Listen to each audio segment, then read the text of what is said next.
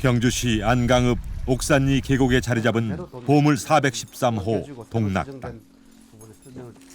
조선시대 성리학자 회제 이연적이 살았던 곳이다.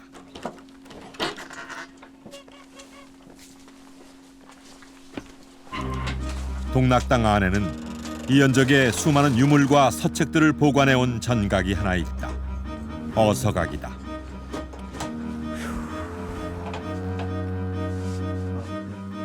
이곳에는 인종이 세자 시절에 스승 이연적에게 직접 쓴 편지가 보관돼 있다.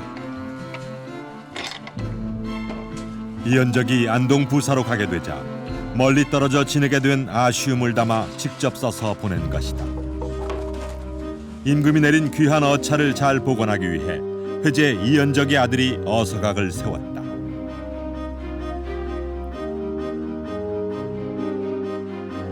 그런데 이 어서각 현판 밑에는 내부의 서책을 절대로 반출하지 말라는 경고문이 쓰여 있다.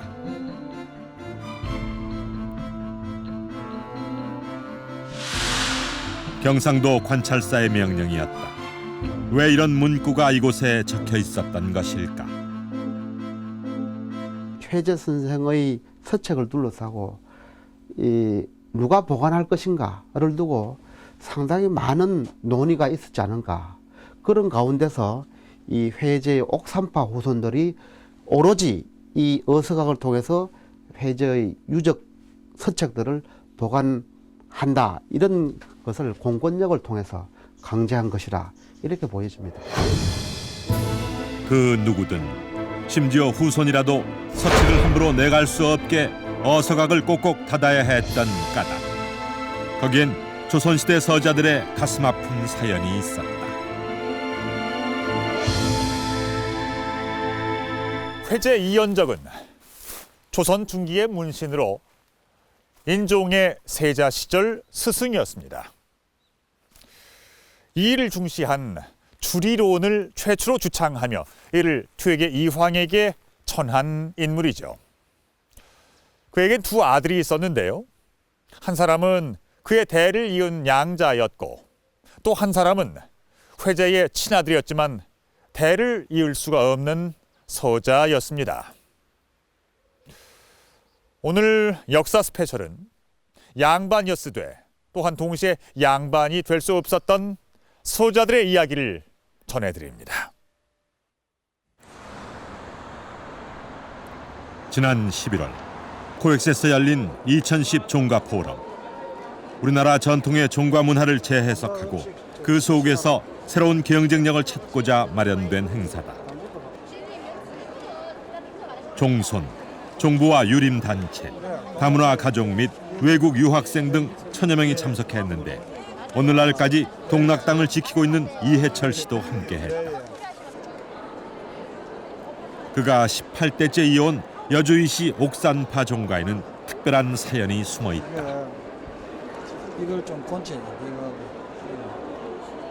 다른 가문들과는 좀 달리 여러 가지 참 그 당시에 조선 왕조 시대 때의 어떤 차대 상각 금지법이라 하는 그런 법내를 그런 제도적인 것을 벗어나기 위해서 저희 그 선조들은 상당하게 지금까지 500년 동안 꾸준하게 노력을 해왔었고, 회제 이연적은 정여창, 김굉필, 조광조, 이황과 함께 동방오현, 즉 조선시대 5명의 뛰어난 희연자로 꼽히는 인물이다. 중종 9년에 문과에 급제해 의정부 우찬성에까지 올랐지만 노모 봉양이나 병 등을 이유로 사양하고 학문에 힘을 쏟았다. 고봉 기대승이 지은 신도비에는 이연적이 관직에 나아가고 을사사화와 그 여파로 발생한 양재역 벽서 사건으로 유배를 간 내용들이 담겨 있다.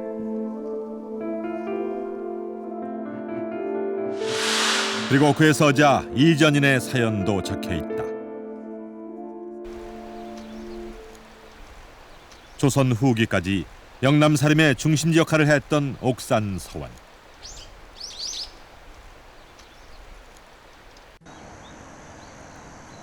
이곳에는 회제 이연적이 배향돼 있다.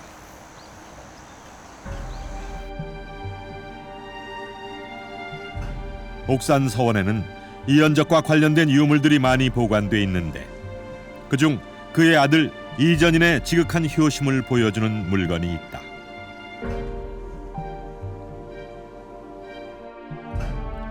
이전인은 아버지가 평안도 강계로 유배를 가게 되자 그 곁에서 7년간 아버지를 모셨고 끝내 그곳에서 아버지가 돌아가시자 예를 갖추어 시신을 경주까지 운구해왔다. 석 달의 시간이 소요됐고 그때 운구에 쓰였던 대나무가 남아있는 것이다. 뭐 보물이죠. 지금 말하자면 가문으로 봐서도 그때 세월에 지금까지 이걸 보관하고 있다는 것은 참 귀중한 그 보배죠. 이전이는 하나밖에 없는 친아들이었지만 서자였기에 아버지의 대를 잊지 못했다. 대신 이연적의 오촌 조카 응인이 양자로서 대를 이었다. 안동 하회마을과 함께 유네스코 세계문화유산에 등재된 경주 양동마을. 회제의 후손 중 이전인 계열을 옥산파라 하고 이응인의 후손들은 양동파라 일컫는다. 회제의 종가인 무첨당은 이응인의 아들 이의윤의 호를 딴 이름이다. 고려시대 때는 혈통의 개념이 강했고 조선 역사가 내려오면서 종통의 개념이 서서히 강해지기 시작합니다. 그 종통의 개념이 완전히 자리 잡기 시작한 것은 그 임난 이후에 성리학의 질서가 이 보편화되면서부터 종통의 질서가 완전히 자리 잡기 시작했는데 이제 집의 할배는 그 성리학자로서 일생을 사신 분이고 또 성리학자로서 당신의 생각을 직접 세상 속에서 펼쳐보시려는 의지를 가지고 사셨던 분이셨기에 그 사손을 맞이하는 것이 이제 맞이하시는 것이었지 않나 싶습니다. 회제 이연적의 두 아들 전인과 응인. 친아들이 있어도 양자를 들여 적자로 삼는 것은 이 시기 양반 가문에서 흔히 있었던 일이다. 그렇다면 당시 적자와 서자의 관계는 어땠을까? 이연적의 정실부인 박 씨가 서자인 이전인에게 특별히 재산을 나누어준 문서가 남아있다. 이것은 이전인이 아버지 이연적의 유배 시절 정성으로 아버지를 모신 것은 물론이고 엄동설안에 아버지의 시신을 운구해온 일에 감동해 상을 내린 것이다. 정모가 서자에게 재산을 떼어주는 것은 드문 경우다. 이만큼 이전인은 이연적 부부에게 각별한 아들이었다. 박 씨의 재산 별급은 양자 이응인도 동의한 일이었다. 적자와 서자 사이 역할이 달랐을 뿐 특별한 갈등은 없었던 것이다. 16세기 중반까지만 하더라도 이 가문을 대표하는 입장에서 적과 서는 차별이 있지만은 인간적인 차별은 매우 적었습니다. 그런 점들이 이 문서에서도 서로 간에 어머니가 정으로서 이 전인에게 분재를 했고 거기에 어떤 그 정인으로서 응인이 이렇게 서고 이런 모습을 봤을 때는 우리가 아는 적서 문제 이 부분들은 대단히 조선 후기 또는 일제시대의 관념이고 조선의 법전 경국대전은 양자를 드리는 문제에 대해 규정하고 있다. 적첩구무자, 즉 처와 첩 모두에게 아들이 없을 때 양자를 드릴 수 있었다. 유교적 질서가 확고해지면서 서자가 있어도 양자를 들여 적자를 삼는 경우가 흔해졌다.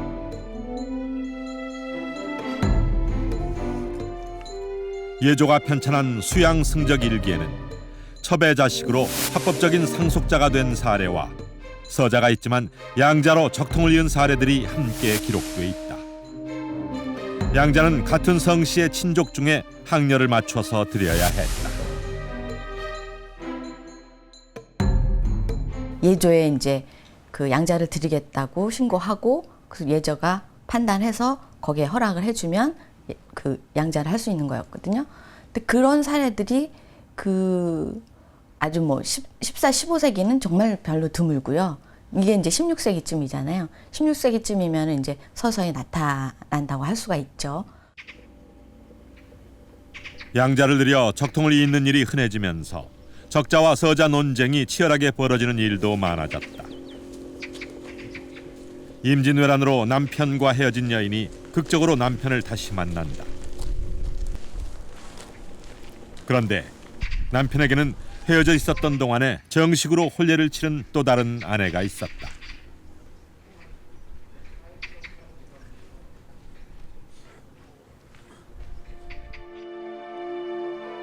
예조에서 양자 세우는 것을 허가하는 내용이 담긴 계후 등록.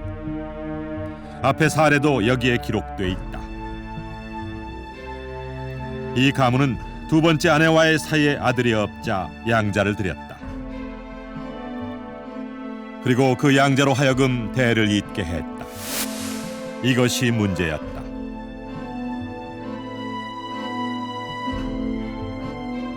전쟁 통해 헤어졌다 돌아온 첫 부인에게도 아들이 있었던 것이다. 조선은 동시에 두 아내를 두는 걸 인정하지 않았고 이 사례에서는 첫 부인이 첩으로 간주됐다. 두 번째 부인이 정실로, 그리고 양자가 적자가 됐다. 반대로 첫 부인과의 사이에서 난 아들은 서자가 됐다. 그런데 후에 적서 논쟁이 치열해지면서 첫 부인의 아들도 서자의 굴레를 벗는다. 이 문제는 조선 왕조가 끝날 때까지 해결되지 않았다. 누가 적자이고 누가 서자인가? 이 문제는 여러 차례 소송으로 비화했고 일제강점기까지 소송이 이어졌다. 적자와 서자의 구별이 왜 이토록 중요했던 것일까?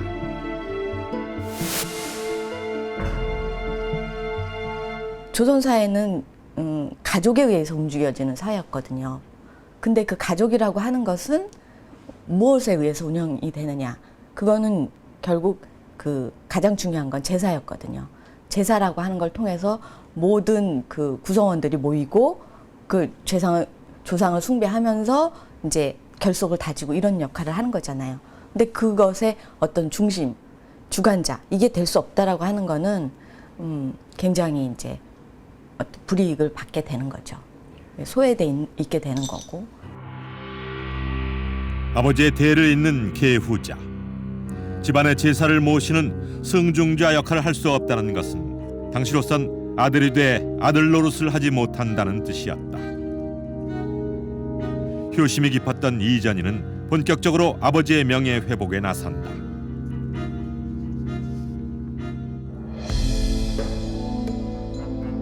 유배지에서 죄인의 신분으로 유명을 달리한 아버지 이연적의 누명을 싣는 것이야말로 아버지의 유업을 이어받고 가문의 정통성을 세우는 일이었다.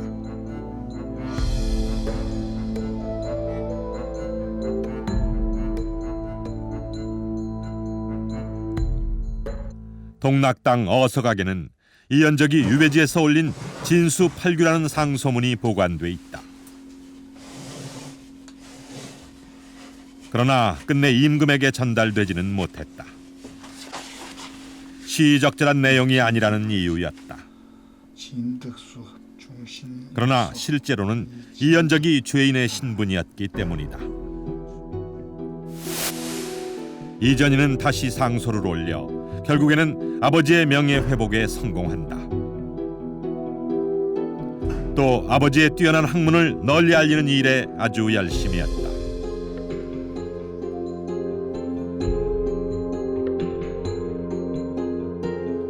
아들이 묻고 아버지가 답하며 두 사람은 논어, 대학, 중용, 맹자, 주역 등을 정리했고 그 밖에도 생활 태도나 병을 다스리는 법 등 일상의 문제까지 함께 논의했다. 이 내용은 후에 관서문답록이라는 책으로 출간됐는데 이를 두고 양반들의 많은 반발이 있었다. 책의 지은이가 서자인 점, 또 출간한 이가 서자 후손인 점이 모두 시비거리였다. 이전인에게는 이준과 이순 두 아들이 있었다. 두 아들도 이연적과 이전인으로 이어지는 가문의 정통성을 확고히 하는데 많은 노력을 기울였다.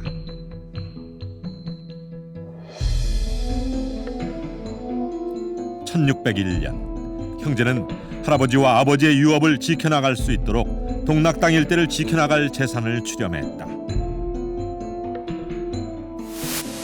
이 자금은 다른 명목으로 쓰지 말 것이며 후손들도 종가를 중심으로 뭉쳐서 조상을 기억하고 가문을 유지 발전시킬 것을 당부하는 화의문도 작성했다. 이른바 그 옥삼파 후손들, 이전인 후손들이 회전선생의 유품들을 잘 관리 유지할 뿐만 아니고 출간했다는 것은 이분들의 삶의 전략입니다. 경상도 유림, 나아가서는 전국 유림한테 자기들이 생존할 수 있는 또 사회적 지위를 유지하거나 또는 높일 수 있는 중요한 하나의 그 덕목이라고 할 수 있죠. 그렇기 때문에 이 부분은 결코 놓칠 수 없는 그런 부분이라고 할 수 있습니다. 동락당 어서각에 보관된 이연적과 이전인의 수많은 유품들. 그것은 옥산파 가문의 정통성을 이어갈 수 있는 유일한 자산이었다.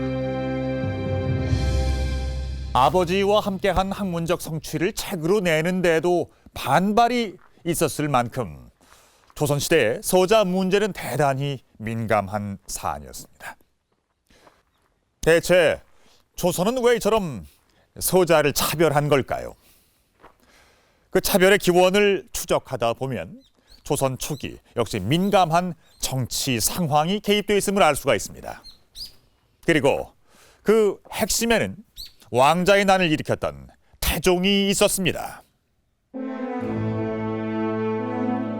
양반인 아버지의 성을 물려받지만 오롯이 양반이 될 수는 없었던 서자들. 조선은 서자를 어떻게 차별했으며 그 이유는 무엇이었을까? 어수권의 폐관 잡기를 보면 서자는 여럿을 뜻하고 얼자는 나무를 베어낸 그루터기에 돋는 새싹을 말한다. 옥편을 찾아보면 서는 첩의 자식이나 자손이라는 의미 외에 벼슬이 없는 사람이나 천하다, 제거하다라는 뜻이. 또 어뢰는 재앙이나 근심, 천민, 불효, 사악하고 폐를 끼친다는 뜻이 있다. 서자와 얼자를 합해 서얼이라고 하는데 그 단어 자체에 이미 나쁘고 천하다는 부정적인 의미가 깔려 있는 것이다. 조선 왕조를 신분제 사회라고 했을 때 그 신분제적 모순에 가장 첨예하게 대립되는 부분이 노비법하고 그다음에 서얼법인데 이 두 가지는 사실 세계사에 유례가 없는 부분입니다. 이거는 이야기가 안 되는 거죠, 사실은. 처음 서자이라는 걸 발견할 때 조금 놀랐어요. 근데 한국 사회는 아주 상당한 계층 사회니까 이해가 가는데, 근데 중국하고 비교 보면은 한국의 서자 제도가 좀 심해요. 중국에는 그렇게 대대로 내려오면서 자별은 안 했고요. 한국에만 그렇게 했거든요. 유독 조선에서만 심했던 서얼 차대. 1859년 간행된 규사는 조선 초부터 서자에 관련된 여러 문서를 모은 책이다. 규는 해바라기를 뜻하는 것으로 하염없이 바라보기만 할 뿐 원하는 걸 얻지 못한 서자들을 상징한다.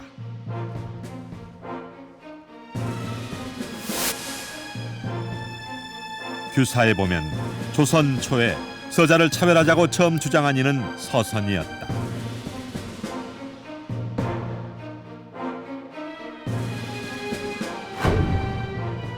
정치적 라이벌이었던 정도전이 서자라는 사실에 이를 제안했던 것인데 태종도 선뜻 받아들였고 곧 강력한 서얼 차별이 시작됐다.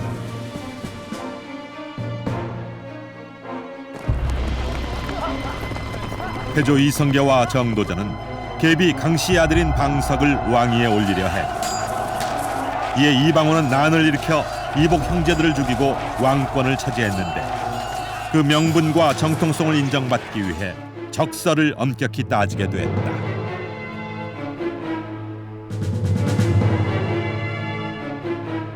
설 근고법을 제정하는 데 있어서 가장 중요한 이제 근거는 이제 이 귀천이라든지 아니면 존비를 구별해야 된다는 그런 성리학적인 적서 명분론이었습니다.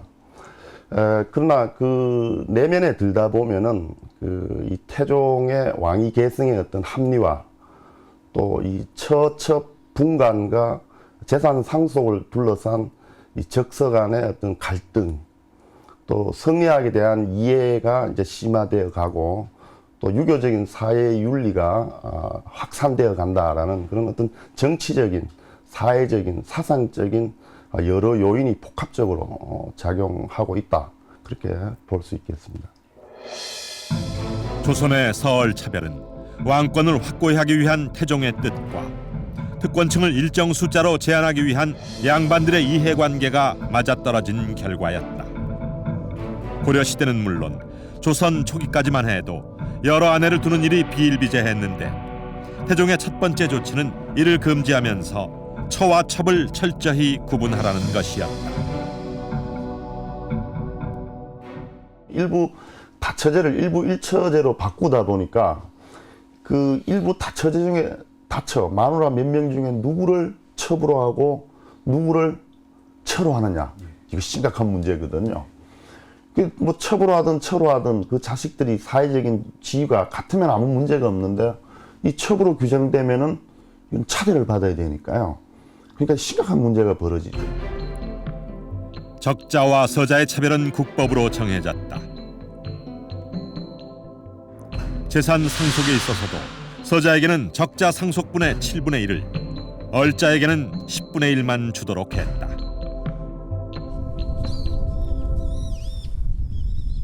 회제 이연적은 적자인 양자 이응인에게는 가문 대대로 내려오는 재산을 물려주었다. 또한 서자인 이전인에게도 동락 땅을 비롯해 자신이 옥산 지역에 들어와 스스로 일군 재산을 모두 물려주었다. 이는 집안의 뜻은 뜻대로 지키면서 서손들이 힘들지 않게 살도록 배려한 것이다. 그 전에도 이연적은 이전인의 생모인 첩석씨에게 노비와 전답을 나누어 줬다.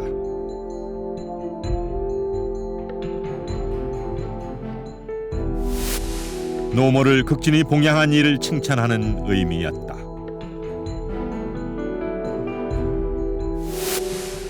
그런데 여기에는 단순히 첩에 대한 고마움 외에 그 자손들을 생각하는 애틋한 마음이 담겨 있었다.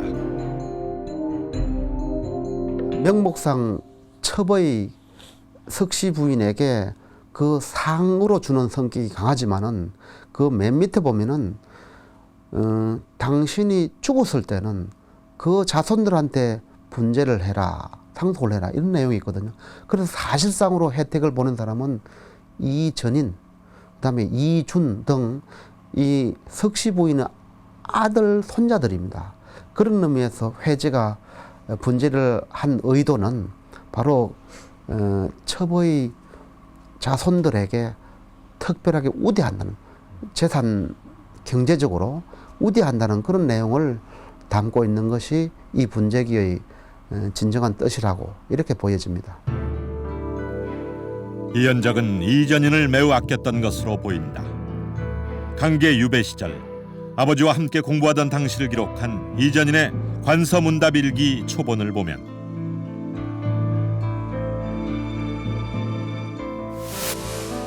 아들 이전인이 피를 토하자 아버지 이연적이 아들을 걱정하면서 약을 주었다는 내용이 나온다.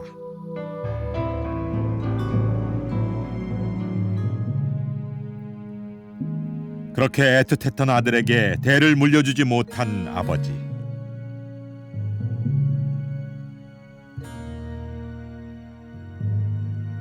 서자를 두었던 조선시대의 수많은 아버지들. 아들을 아들로 대하지 못했던 아버지들의 생각은 무엇이었을까? 아버지로서의 입장이 고민스러웠던 것 같습니다. 당연히 이제 집안의 아버지 입장에 보면은 그래도 내 자식인데 이렇게 하고 싶지만 집안이라는 이 영역으로 봤을 때는 내가 좀 자식에 대한 애정 때문에 첫 자식을 승중자라고 하면은 다른 이제 집안 망한다는 거죠. 특히 지금 저 하늘에 계시는 이제 이 아버지나 할아버지를 봤을 때는 나를 뭘 하겠나? 주름 자석 집안 망해 먹는다. 이런 고민이 이제 상당히 갈등을 일으켰던 것 같습니다. 조선이 서얼을 차별한 가장 결정적인 부분은 경국대전에도 나와 있는 것처럼 과거 시험과 관직 등용의 제한이었다. 문과를 볼 수 없다는 건 조선 양반들에게 있어서는 그야말로 치명적인 거잖아요. 관직에 나가고 그걸 통해서 정치에 참여하고 해야 자기 개인 또 집안의 어떤 위신이 높아질 수 있는 건데 그게 막혀 있다고 하는 거는 사실 또 하기 어렵다는 상황인 거죠. 그게 이제 서울들의 어려움이었죠.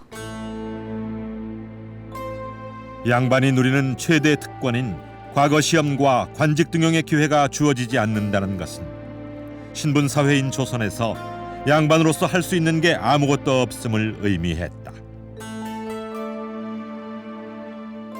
양반이 돼 양반이 아닌 것이다.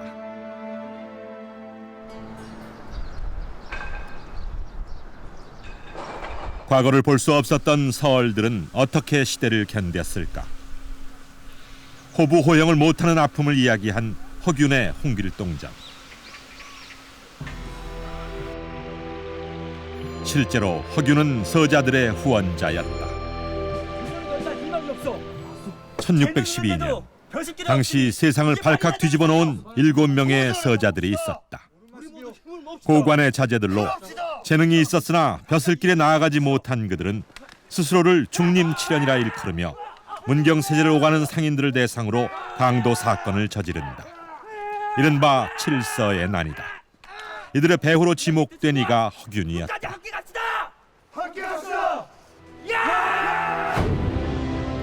허균은 공주 목사로 부임했을 때 제일 먼저 친한 서얼들을 관하로 불러들였다.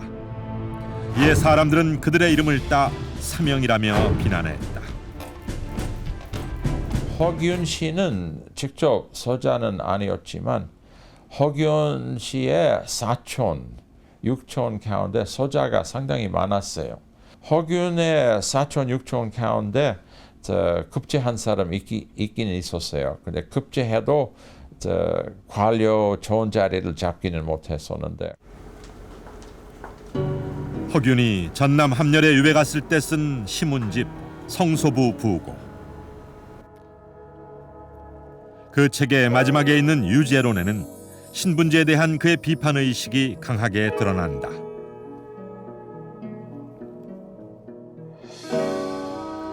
한 사람의 재주와 능력은 하늘이 준 것이므로 귀한 집 자식이라 해서 재능을 많이 주는 것도 아니며 천한 집 자식이라 해서 인색하게 주는 것도 아니다. 신분과 상관없이 인재를 등용해야 한다는 허균의 사상은 서얼 차대에 동의하는 대다수 양반들과는 다른 매우 개혁적인 것이었다.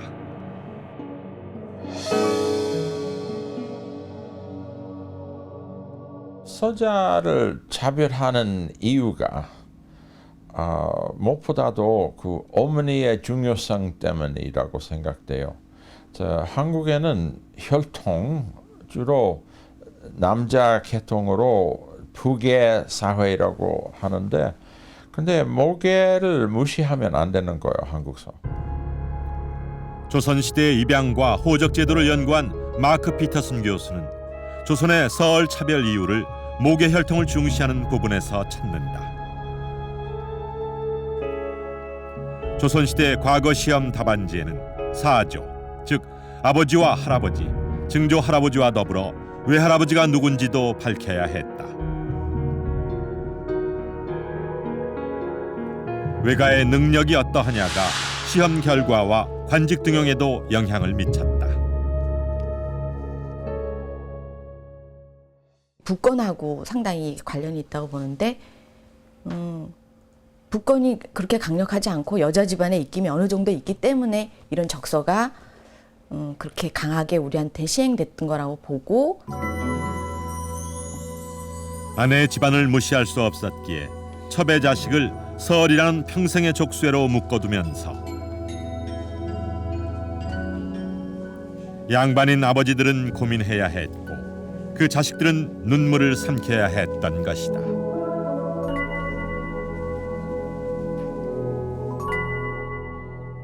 회제 이연적이 배향된 이곳 옥산서원은 조선 선조 때에 건립이 된 것이었습니다. 당시 경주 부윤이었던 이재민과 이연적의 손자 이준, 이순 형제, 그리고 지역의 선비들이 뜻을 모아서 설립한 것이죠. 그런데 이전인의 후손들은 적극적으로 그들이 설립에 참여했던 이 서원에 발을 들여놓지 못합니다. 그것은 그들이 서얼 후손들이었기 때문이었습니다. 그리고 여기 아드님은 53세 이경. 회제 이연적과 비슷한 시대를 살았던 율곡 이. 경기도 파주에는 그의 가족묘가 있다. 이도 이연적처럼 적자가 없었는데 그는 양자를 들이지 않고 서자로 대를 잇게 했다. 율곡 이 선생님이시고 이제 요 밑에가 율곡 선생님의 큰 형님 이선묘입니다 여기가. 그리고 저 밑에가 율곡 선생님의 어머니 신사임당 아버지 이원수공의 합장묘고, 저 밑에가 율곡 선생님의 아드님 이경림묘. 이렇게 가족묘 중에서 제일 중요한 라인이 여기에 포진되어 있습니다. 예. 율곡에게는 두 아들이 있었는데 모두 서자였다. 그리고 서자 경임이 대를 이었다. 서자는 부모 가까이에 묘를 쓰는 일도 드물었는데 그는 아버지와 조부모의 곁에 묻혔다. 율곡 이인은 서얼 차별을 반대했다. 선조 16년인 1583년 여진족 추장 리탕계 등이 변방에 침입해 5개월간 전쟁이 지속된다. 병사와 군량미, 군마가 터무니없이 부족해졌고 이에 대한 대책 마련이 시급했다. 이때 병조 판소로 있던 이가 바로 율곡이다. 그는 군량미나 군마를 받는 조건으로 서얼에게 과거를 응시할 자격을 주자고 제안했다. 당시에는 반발이 심했으나 10년 뒤에는 호조의 건의로 납속 규정이 정해졌다.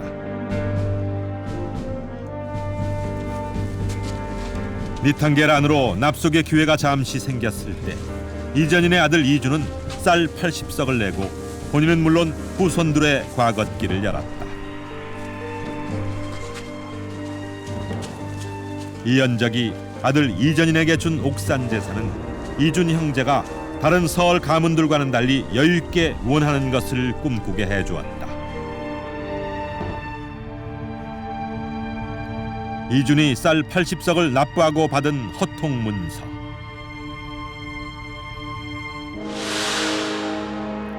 결국 그에게 무관으로 나설 수 있는 자격이 주어졌다. 서자라는 신분을 벗어던지고 큰 꿈을 펼칠 수 있는 기회가 주어진 것이다. 그 자손들도 모두 벼슬길을 열어줄 것, 과거에 또는 벼슬길에 나아갈 수 있는 기본적인 자격이 아니기 때문에 그것을 뛰어넘을 수 있는 그런 기회였기 때문에 쌀 1600말도 사실은 아깝지 않은 것이죠. 또한 이 본인뿐만 아니고 그 후손들에게까지도 사로 벼슬길을 열어주는 것이기 때문에 사실은 값어치로 따질 수 없는 그런 신분의 가치를 할 수 있습니다. 선조 16년에 과거 응시 자격을 얻은 이전인의 아들 이준은 선조 32년에 묵과에 급제했고 선조 43년에는 통정대부 청도 군수직까지 오른다. 그의 자손들도 대대로 관직에 나아가 뜻을 펼칠 수 있었다. 시간이 가면 갈수록 이제 서울의 숫자가 아주 크게 되고 숫자 수가 많아지게 되고 많아지니까 그들이 자기 문제를 해결하기 위해서 집단화하고 조직하고 정부의 압력 단체로 이걸 하게 되니까 중앙정부 입장에서도 그런 조선왕조에 대한 가장 강력한 사회 불만 세력 이들의 불만을 어느 정도 수용하지 않고는 체제를 유지한다는 것이 어렵다고 보는 것이죠. 조선의 대표적 개혁군주인 정조는 서얼들을 대거 등용했던 임금으로도 잘 알려져 있다.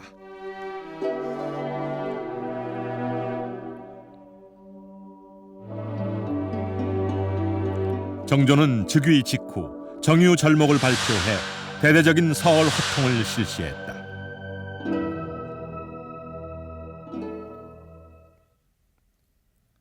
국사편찬위원회에 보관돼 있는 조선시대 무관의 일기. 68년에 걸쳐 개인과 집안에 얽힌 소소한 일상은 물론 사회적인 문제까지 기록해 놓았는데 일기의 주인공 노상추는 정조시대에 살았던 영남지방의 남인이었다. 시대는 서얼 호통의 흐름을 타고 있었지만 그는 다른 생각을 가지고 있었다.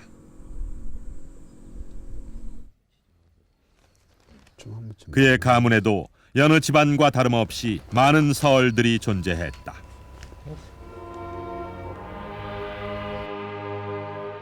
하루는 문중 재산을 관리하던 서얼 친족이 문중 어른들을 설득해 족보에서 서자 표시를 빼기로 결정한다.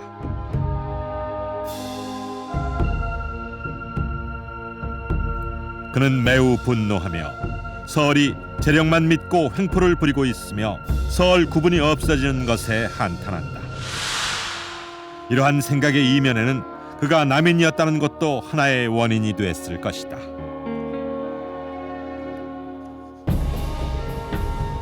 동서남북인에서 갈라지고 다시 모인 조선의 당파는 북이 들어 노론 대 남인의 대결 구도로 굳어졌다.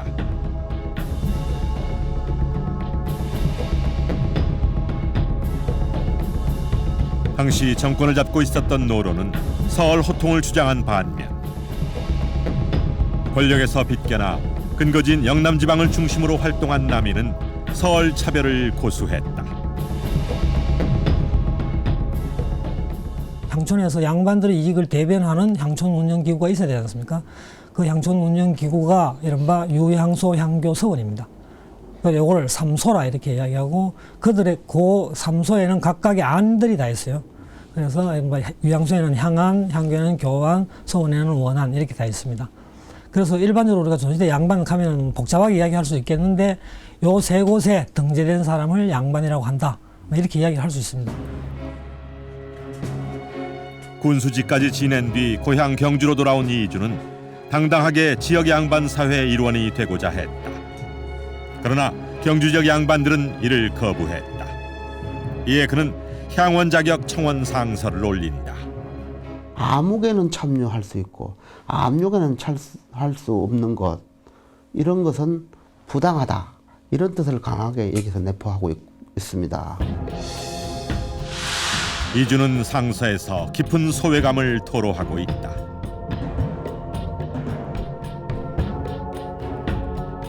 살아도 사는 것이 아니라는 그의 절절한 청원에도 불구하고 끝내 뜻은 관철되지 않았다.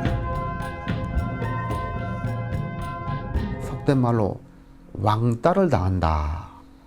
이럴 때 전통시대에 비해서는 가장 그 왕따의 부류가 향리계층과 서자계열입니다. 서자계열은 우리가 잘 알다시피 사람이면서 사람 구실을 못하는, 사람이지만 사람 구실을 못하는 그런 지경이거든요. 향우라고 할 때 향우는 모퉁이 우자입니다. 계속 자기의 위치를 모퉁이로 위치 지어진다는 것이죠. 서얼의 후손들은 서원에 출입하는 것도 금지됐다. 당시 서원들은 각 지역 사족들의 본거지였다. 양반들은 특권을 유지 강화시키기 위해 서원을 중심으로 똘똘 뭉쳤다.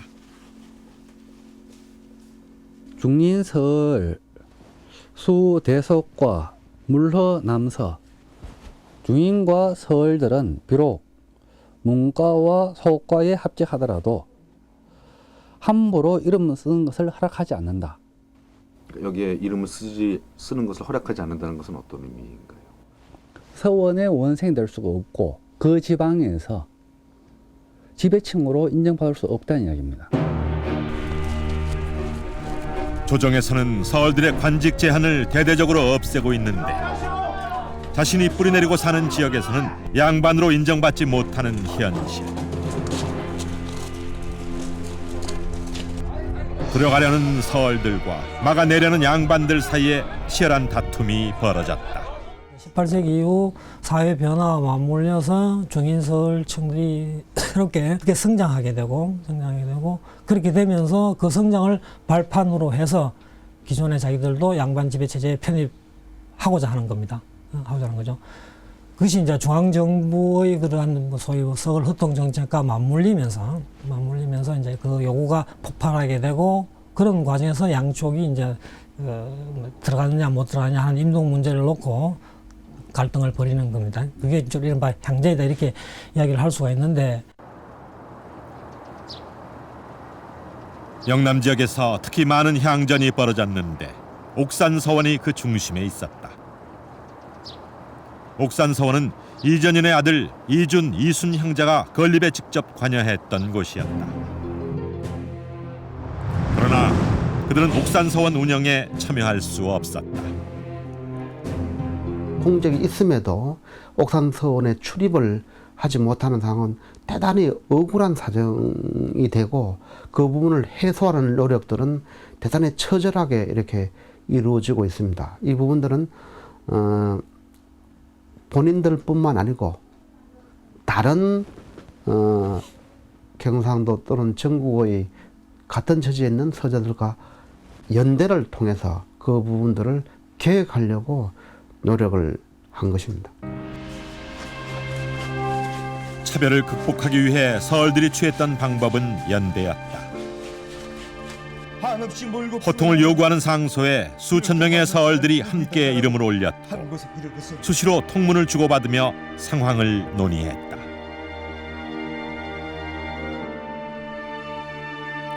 이런 영남 서얼들에게 힘이 돼준 것이 바로 노론이었다. 집권 세력이든 노론 측의 입장에서 보면은 이 영남 남인의 본거지인 이 영남 지방의 어떤 통치를 원활하게 하기 위해서는 지금까지 비협조적인 남인 출신 영남 사족보다는 양반 사족보다는 당시 새롭게 성장하던 정치 세력으로 성장하던 이 서울층을 동반자로 선택함으로써 영남 지방의 이 노론 세력을 부식시키고 나아가서는 남인 세력을 약화 내지는 와해시키겠다라는 그런 정략적인 목적이 있었지 않느냐 생각됩니다. 세상이 금지하는 것을 당연한 것으로 받아들이지 않고 원하는 것을 얻기 위해 다양한 방법을 시도했던 서얼들. 그 결과 서울층의 승리로 1884년에 그 옥산서원 원임의 서류들이 소통이 되지요.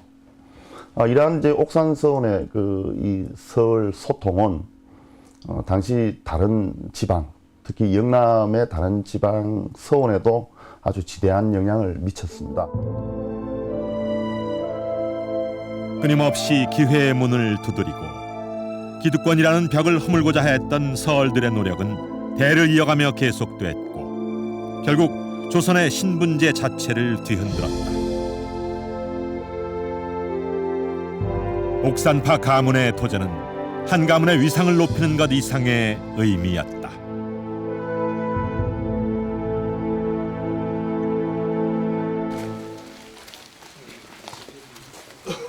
옥산서원에서는 해마다 봄, 가을로 회제 2연적을 기리는 향사가 치러진다. 기도. 서자 이전인의 후손인 동락당 옥산파도 함께한다.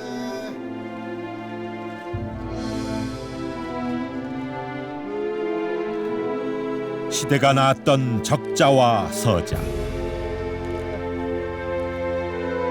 그들 모두가 회제 이연적의 후손인 것이다.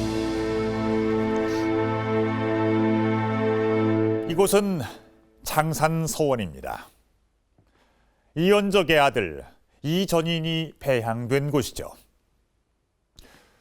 서얼들은 본래 서원에 그 이름을 올리는 것조차 허락되질 않았는데 어떻게 서자가 배향된 서원이 있는가 의아하실 텐데요.